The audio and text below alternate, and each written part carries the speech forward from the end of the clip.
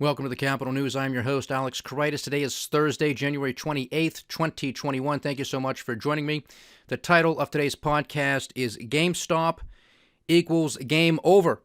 This is a question. This is something that I asked yesterday. It was sort of ironic or just good timing, I guess, with yesterday's discussion about this manic frenzy within the markets related to a handful of stocks where the media narrative and the social media narrative is the little guy versus the big guy. This is exactly what it is. It's a narrative. I think there is something bigger at play here. This does not pass the smell test. And with what we have learned today, a lot more bells, whistles, and red flags are going off in my mind. So we're going to talk about that and a whole bunch of other things. This is Thursday. It's our typical discussion with respect to initial jobless claims, what have you. We're going to save that for tomorrow's podcast unless something else happens. But just again, with that sort of timing of saying GameStop equals game over, meaning this frenzy, these shenanigans that we have been living through in this everything bubble. I was listening to, I believe it was another podcast online yesterday, and I like to read the comments, and somebody else had said basically the same thing. I think they even used sort of divine justice or intervention, saying this is some type of signal here. GameStop means the game is over. I think that might be what's at play here. But there is a lot of emotion surrounding this. You hear it with a whole bunch of pundits and anchors on financial media. This is even crossing the waves into the mainstream media, not just the financial news. It's, of course, blowing up all over the place on social media. And I think there are just a huge disconnect with what's going on. This is extremely dangerous in my mind. Usually when I do these podcasts, I write down a few bullet points and I just go. Today, I have so many different bullet points, it's not even funny. I want to get market performance out of the way real quick and talk about what happened today with GameStop, and some others. But today we have U.S. GDP growth slowing to 4%. The U.S. economy expanded at an annualized 4% in the fourth quarter of 2020, slowing from a record 33.4% expansion in the third quarter as the continued rise in COVID-19 cases and restrictions on activity moderated consumer spending. Figures came in line with market forecasts, the advance estimate showed. Considering full 2020, the economy contracted by 3.5%, the most since 1946. Japanese consumer morale deteriorates to a 5-month low, as is the case in Germany. But I thought everything was great. Isn't that what the idiots have been telling us, one central banker after the next? Everything's perfectly fine. Nothing to worry about here. We're printing money. The vaccine is on automatic pilot. It's rolling out. Everything's fine. Nothing to worry about here. Fiscal authorities all over the place are going to borrow more money, going to spend more money. Why are the consumers, why is their morale deteriorating? I can't figure this one out. We have the dollar index trading at 90.74, a nice increase there, and a lot of broad strength with respect to the dollar against a lot of the major currency cross pairs. So that's something that's probably not going to bode too well for stock prices either. Bitcoin remains on a string. It's a yo-yo. It's back and forth, but it's currently trading at $32,800 per coin. A reversal from yesterday's sell-off here in the U.S. However, there was a sell-off at the end of the day. So it came off its high, still closed up in the green, but the major averages did sell off at the latter part of the trading session. However, overnight trading, we have the Dow Jones Industrial Average down about 0.1%. The S&P 500 is in the red, down 1.3%. And the NASDAQ 100 is also down, giving back 1.4%. The cash trade in Japan is also down 1.8%. Somewhat of a mixed bag across the pond, but mainly in the green. The lone exception was the UK FTSE 100, giving back 0.6%. Also down in Australia, 0.5%. On the share price front, we have Apple giving back 3.5%. Tesla gave back 3.33%.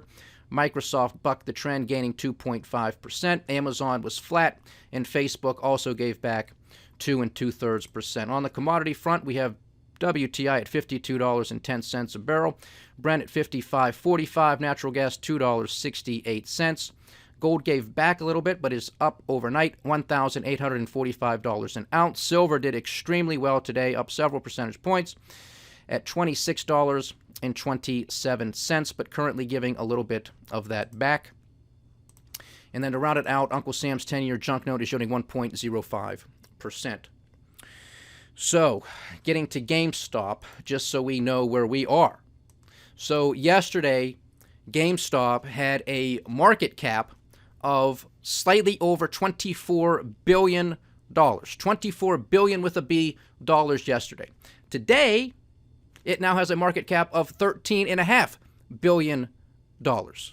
Okay? This is what happens when you attempt to manipulate the markets. That's what this is. And the fact of the matter that is they're doing it with GameStop is just a head scratcher. It really is at the end of the day. I talk about market manipulation. The markets are rigged all the time here because they are. JP Morgan, Deutsche Bank, Bank of America, Wells Fargo, pick a bank. You will find fraud, corruption, rigging, manipulation. You will find a deferred prosecution agreement somewhere. You will find a big fine somewhere. And you are not going to see any of these people go to jail.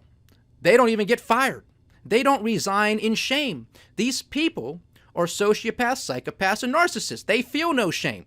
They do not care. They're getting theirs. That's all that matters. But two wrongs do not make a right. An eye for an eye is not the solution to these problems. In fact, all this is going to do is make things that much worse. Because this whole argument, this whole narrative of the little guy versus the big guy, it's too convenient. Too convenient. And now all of a sudden, we have some strange bedfellows being made in Washington, D.C.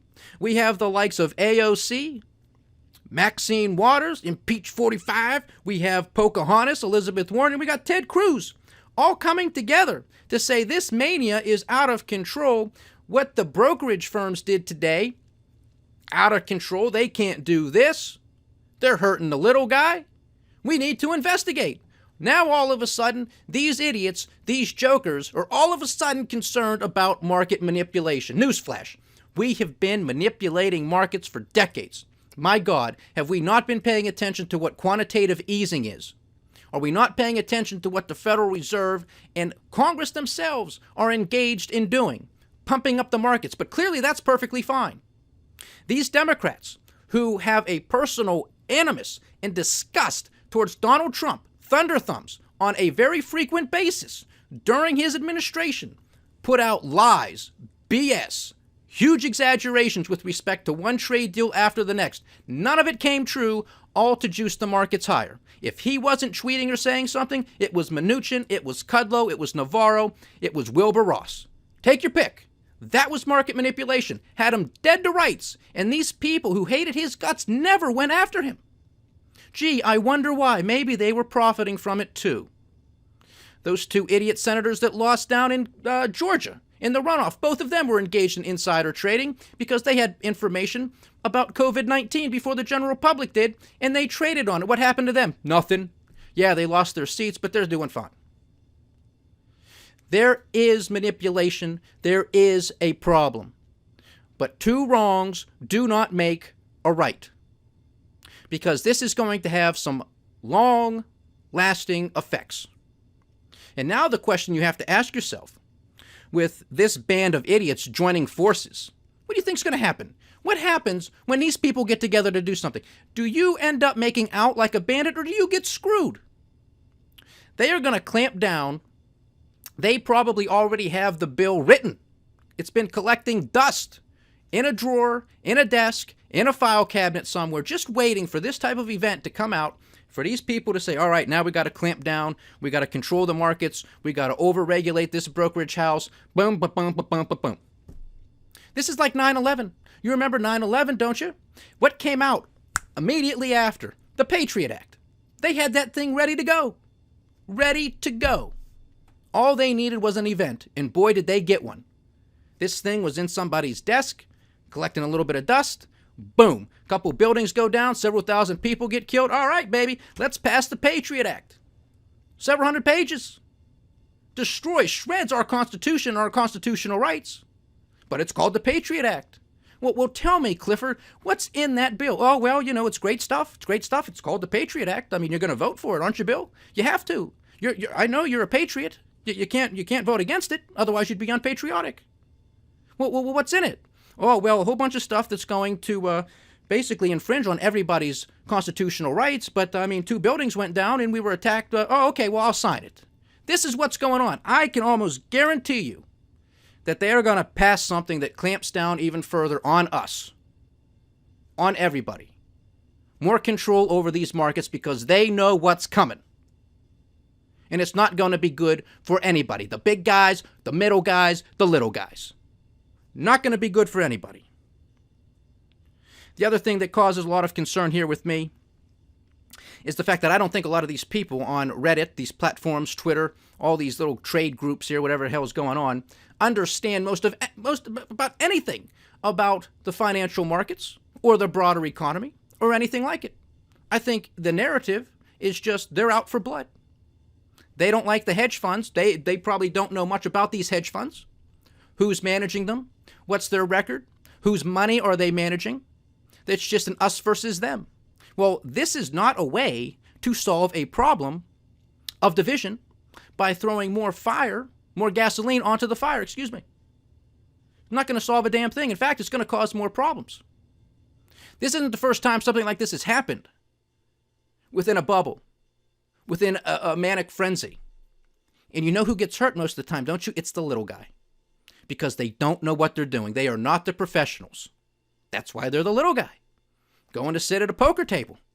If you don't know who the sucker is at the poker table, newsflash, you're the sucker. Now, you might get the good hands. You might get a couple good cards. You might win a few hands. Maybe the professionals around the table know that you're the sucker, and they're going to let you win too a little bit. And then they're going to take it away from you because they're the pros. I think at the end of the day, this is more of a pump and dump scheme because you talk to a lot of these people who are engaged in Robinhood trading and are just following the trend, following the crowd. Why don't you do yourself a little exercise? Why don't you print out a balance sheet, an income statement, and a statement of cash flows? No headings, and put them in front of these people and tell them, hey, ask them this question. Which one's which? And if they identify them, now you have to start telling me how you analyze this. What does this mean? That mean? Boom, boom, boom. Wait a minute, they're not going to be able to do it. So do you honestly think a bunch of people on a trading app know what short interest is? Know how to target a multi-billion-dollar hedge fund? No. Don't be stupid. But this creates a very dangerous precedent. Very dangerous precedent. This needs to be investigated. Who did it? Who started this off? How many other professionals were behind this too? On the other side. Well, if I can get these people to do this, well, I'm going to print money. I'm going to print money. Who's to say that didn't happen? In all of this hoopla, all of these shenanigans. This is a company that, for all intents and purposes, probably should be going out of business or definitely downsizing. They are not a $24 billion business. They are not a $13 billion business. Let me just talk here shortly about short sellers. Before we get to that, I just want to mention another point, which is separate from this, but it is connected. But this is also being conflated with all of this big guy, little guy argument. How convenient. But you had brokerages such as the Robinhood trading platform, I think E-Trade and a couple others that actually shut down trading with respect to these stocks. I think you were allowed to sell GameStop and some others because there's AMC Entertainment, the movie theater company. There's Bed Bath & Beyond. And I think maybe a couple of BlackBerry, and I think maybe another one. Couldn't do it. If you held them, you could sell them, but you couldn't buy more. Now, of course, that makes people scratch their heads. Well, what's going on here? Is the game fixed? Did they receive phone calls from somebody? You guys got to stop doing this because you're hurting the big guys. That's a convenient narrative too, isn't it? What about the compliance and regulatory aspect of all of this? That's at least what's coming out from these brokerage firms saying, well, we had to do this because of all of the market volatility that existed within the markets with respect to these stocks. And we're a heavily regulated industry. We have to meet certain capital and liquidity requirements.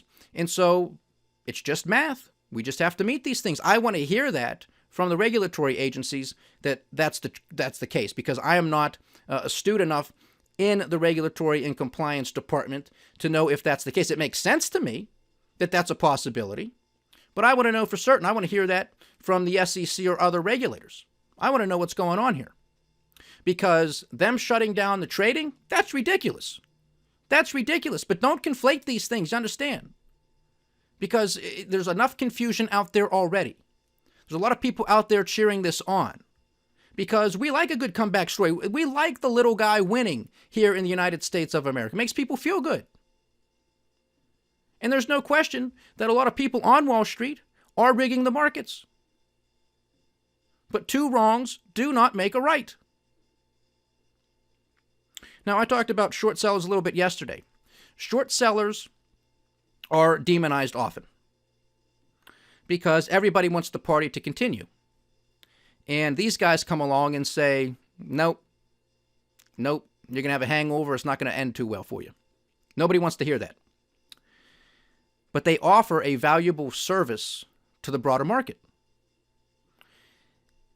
These guys are not guaranteed to make money, just like people who are buying stocks aren't guaranteed to make money either. There are typically smart people on both sides of every trade, of every investment. And they can articulately put together a proposal to explain why you should buy this stock, and perhaps why you should sell it short, or at least not get involved with it. Short sellers obviously need to be right, but they have the cards stacked against them right off the bat, because there is a natural upward trending bias towards the stock market. Most people come in, they want to buy stuff. They don't know how to sell short stocks, and they don't want to deal with it. They just want to buy, and we're in an environment now, and have been for a while, with all of these ETFs and all of these index funds where it's just passive flows. There's not a lot of money management. It's just keep buying the market, just keep buying the market, just keep buying the market. That's a lot of money at the end of the day. So these short sellers, they have to do a lot of due diligence. They have to do their own internal forensic accounting of whatever company they're looking at. They're going to look for irregularities. They're going to look for fraud. They're going to look for projections. Can these projections be met or no? They're going to check their boxes off in order to make a decision. They're going to go through various filings to get a sense as to who the management team is. What's their mindset? Are these the right people at the helm to grow this business? Or are they guys that have no idea, they're in over their heads, etc., etc.? What's the bigger macro picture? Do they have a solid business plan? Can they execute? What's the outward competition?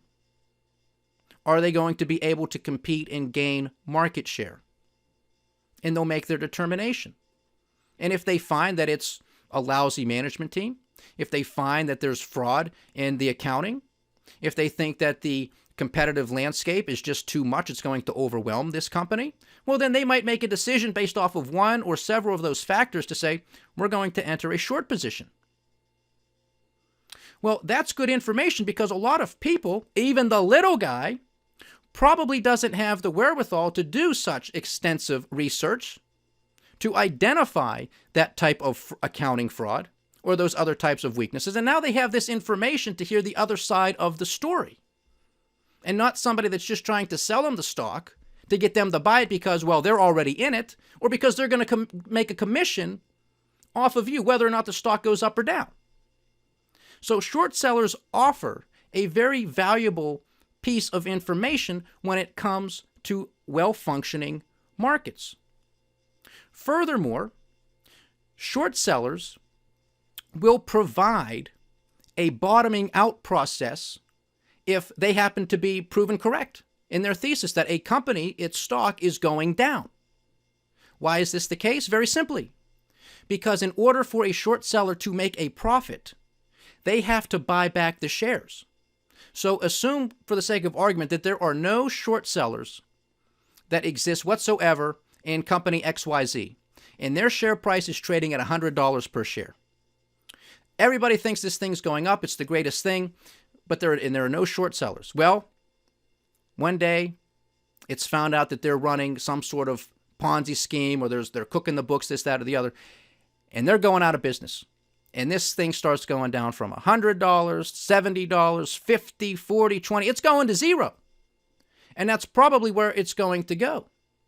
But if you had short sellers in there, in order for them to actually book a profit, they have to start buying the shares as it goes down. Just like in order for you to book a profit, if you're long the stock, you're going to book the profit as it keeps going up. Buy low, sell high. This is the opposite for a short seller. Sell at the high point, buy at the low point. Cover, take your profits. So as it's going down, they're going to start buying to book profits. Well, that buying creates a bid for that stock. So instead of it going from 100 to zero, boom, it's going to start tapering off a little bit. Take a breather. Start to bottom out somewhere. Now, it could very well still go to zero, but maybe it gives the opportunity to start bidding it back up, or to at least have it plateau somewhere, bottom out. You understand what I'm saying? They are part of a well-functioning market. I heard this same story during the great financial crisis when I was an undergrad. Same stuff. About, we got to get the short sellers out of here because, it's just wrong. You can't do that. That's why the stock market's going down. No, the stock market went down during the great financial crisis because these people, these banks, these corporations were levered 10, 20, 30, 40, 50 to 1 betting on garbage. And they knew it. That's why the stock market went down. Lehman Brothers didn't collapse because of short sellers. Lehman Brothers collapsed because of Lehman Brothers, their management team, and the decisions that they made. Short sellers are a scapegoat for people who don't understand what the hell they're talking about. And that's exactly where we are again today. And it concerns me because the other thing that a lot of these people don't understand on Twitter, on Reddit, and all these other little chat rooms getting together thinking it's the little guys versus the big guys, yay, is a little thing called systemic risk. I wonder if they're familiar with systemic risk, if they've ever heard of that, if they even know what that means. Okay, there was a hedge fund, in the lead up to the dot-com bubble and bust in the 1990s by the name of Long-Term Capital Management, LTCM. Many of you are familiar. Many of you probably are not. These were the who's who. These were the smartest guys in the room. They couldn't lose, man. You had a couple Nobel Prize-winning economists on the team, and anybody they wanted on that team, they got. They couldn't lose. Everything they were doing was making money. Boom, boom, boom, boom, boom. Well, in their pride and arrogance, they made a bet. They made a huge wager. And if memory serves me correct, I believe it had to pertain to the Russian ruble, the currency of the Russians. Okay? Well, they were wrong. They were wrong. And they had so much money invested in this that this was going to perhaps cause a systemic event, a systemic crisis. You want to understand what that is? Think about the great financial crisis. Think about dominoes. One goes down, boom, it starts a daisy chain, and they all start going down. It's systemic. Throughout the system, causes a problem. Well, guess what? You had Chairman of the Federal Reserve, Alan Greenspan at the time. This was basically part of the Greenspan put. These guys got bailed out because he was so concerned about the systemic risk and how this was going to make its way through the rest of the economy, little by little, causing a whole bunch of damage. Well, all this did was caused a bigger problem. All this did was ended up causing the dot-com bubble and then the subsequent bust, which from peak to bottom lost 80%. So you think that the Greenspan put is written in stone, signed in blood? Well, you have to contend with the 80% decline. You think that the Bernanke put was strong? You have to contend with the 50% decline during the great financial crisis. The Yellen put, the Jay Powell put. They are not invincible. They are extremely flawed. And I'm not going to be surprised when this thing explodes, and it will, that we see results like that.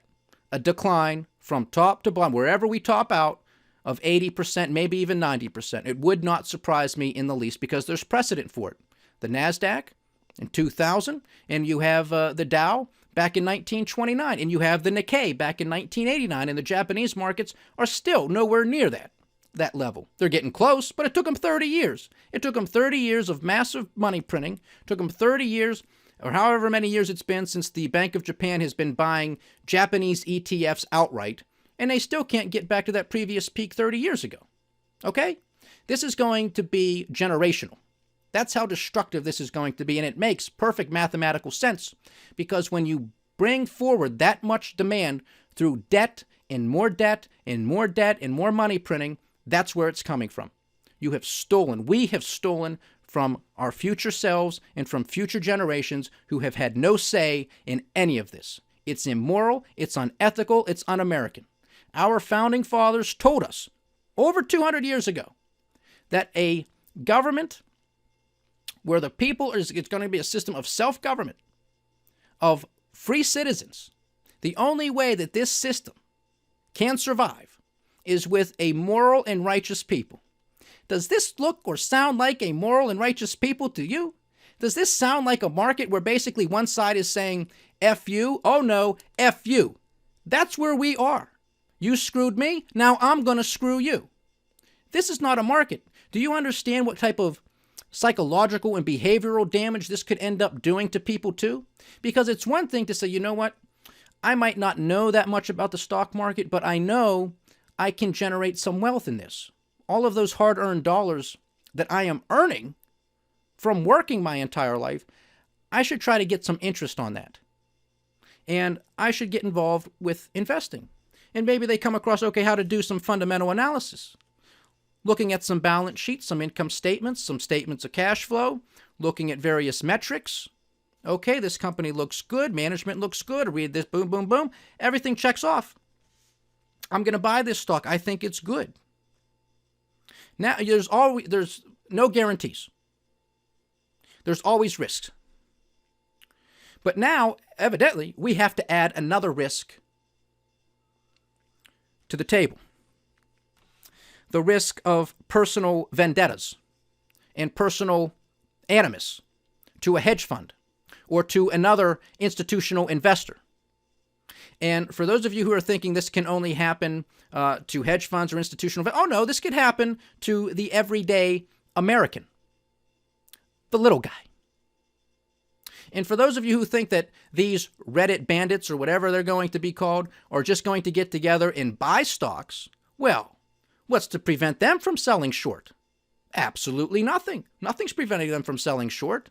I mean, if they're upset at a hedge fund that's selling short and they're trying to quote unquote beat him up by doing the opposite, buying the stock, well, what's to prevent them from trying to beat up a hedge fund or another institutional investor that's long a stock somewhere and they say, well, I'm going to screw them too. We're going to sell short. Nothing.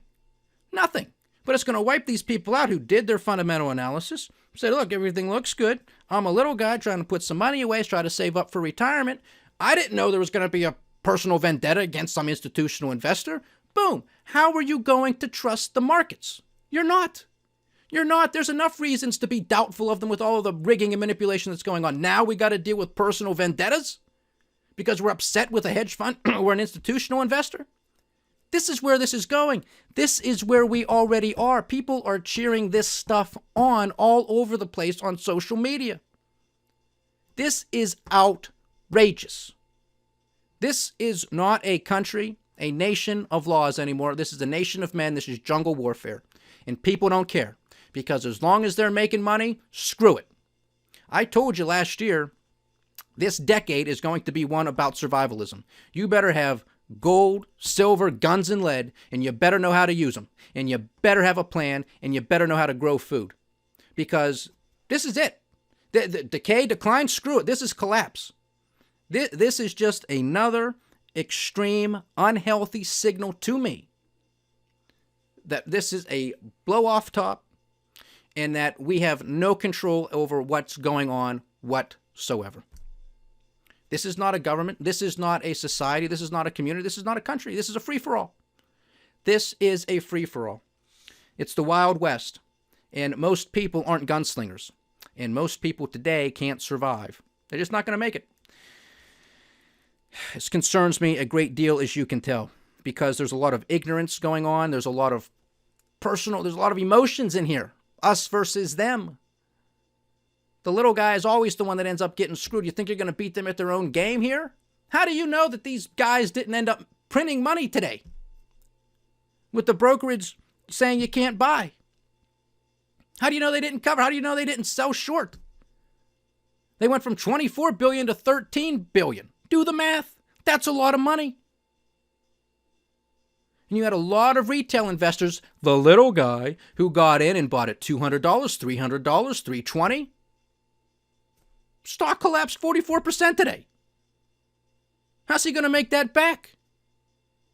You lose 50%, you got to make it back just to get even. You have to have a gain of 100%. This is mathematics. This is not difficult stuff.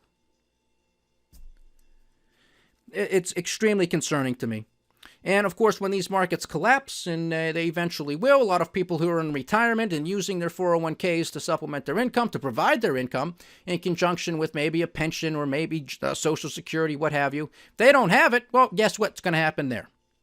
They're going to have to get out of retirement, and they're going to have to come back into the labor force with a huge glut of labor supply. And the idiots in Congress are trying to pass a $15 minimum wage. What could possibly go wrong here? So I hope everybody understands what's at play here. I think this is more or less a pump and dump scheme. I think that more or less there is something waiting in the wings to clamp down on markets, on trading, and everything else. We need further information from the regulators and these brokerage firms as to why they really did what they did today. I do not like it. But I don't like a whole bunch of people trying to band together to think, oh, we're going to take the big guys down. That's not how it works. These hedge funds manage money for the little guy. They manage money for university endowments so people can get scholarships. They manage money for universities and hospitals, other nonprofits, other charities, pension funds, teachers, police officers, firemen, the little people. You have to understand and respect the interconnectedness of these markets, and you have to understand and respect systemic risk. I'm not asking you to be a wise guy or a whiz kid with all of this stuff, but understand that it exists and have a little respect for it.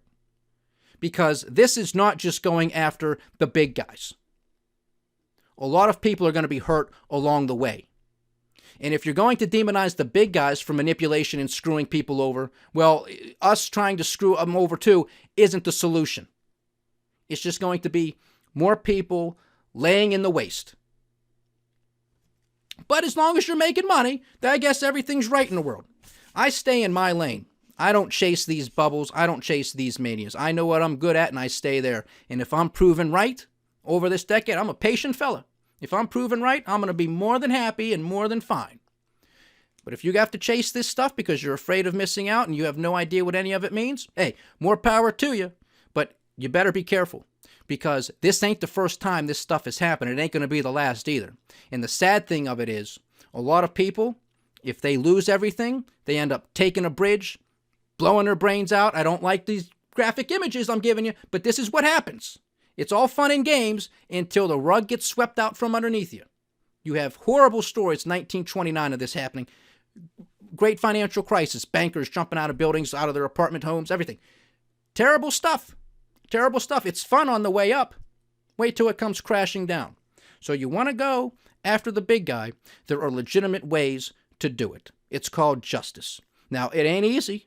It's not going to be easy because the game is rigged. It's all fixed. 10 for them, 1 for us. I know, deferred prosecution agreements, one thing after the next. But we have to put these people on notice. These are legitimate reasons that I have been stating here for this entire month, to put Congress or politicians and these people on notice. This is what you protest for. This is what you march on Washington, D.C. for. Not because of conspiracy theories about elections, because your guy lost and you're pissed off about it. Boo-hoo! It doesn't make a difference if you've been paying attention. This stuff happens no matter who's in office. This is stuff to pay attention to. GameStop equals game over. We'll find out. Stay diversified, stay vigilant, and stay with the Capital News. I am Alex Cruz. Godspeed.